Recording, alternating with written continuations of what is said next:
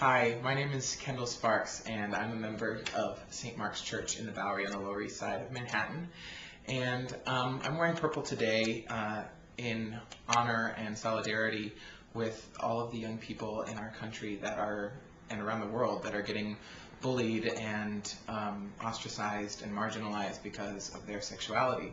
And I wanted to reach out to any of you who might be out there in a hard time in your life experiencing challenges to let you know that you are not alone, that there are so many people who understand that frustration and that pain. I'm one of them. I come from a really conservative background. My mom was actually born Amish into the Amish community, and so I had some pretty traditional hardcore conservative teachings in the religious community that I was raised in. And while I had incredibly loving and supportive parents that still support me to this day, at church I got a lot of really hard messages about the person that I thought that I was and later came to know that I was a gay person.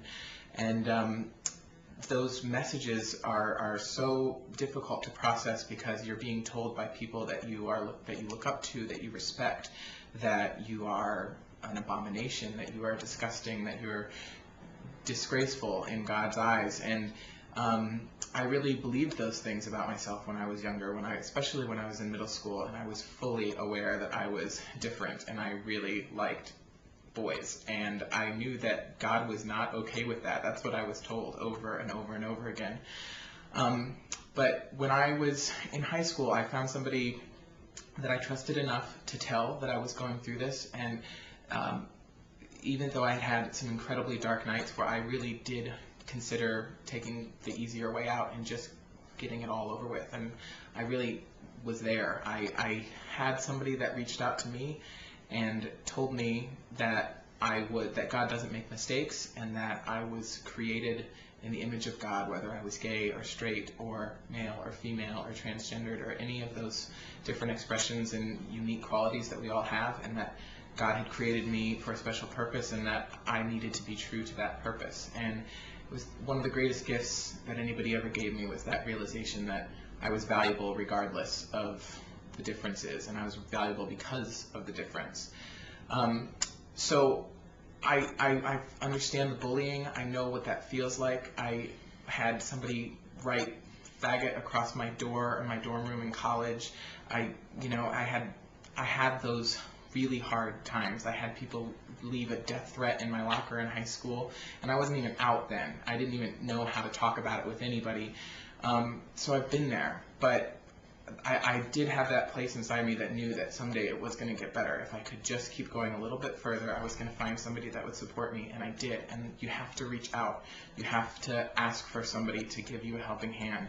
Find somebody that you trust.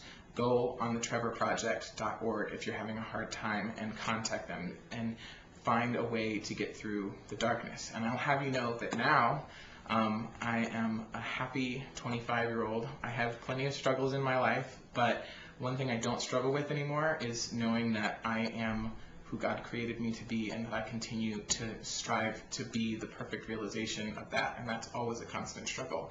But I have a religious community that not only supports me in that, but supports the whole of me, loves all of me, not just the parts that agree with every passage in Scripture. They love all of who God created me to be. My family loves me for all that God created me to be.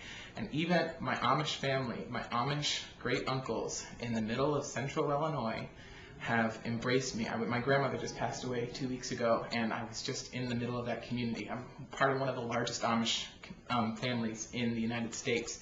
And I had cousin after uncle after cousin after aunt come up and share their love with me and their support with me, knowing who I am and all of who I am, and still support me. So if I can find that love and support from one of the most conservative cultures in this country, there is somebody who can love and support you. Just reach out and find it.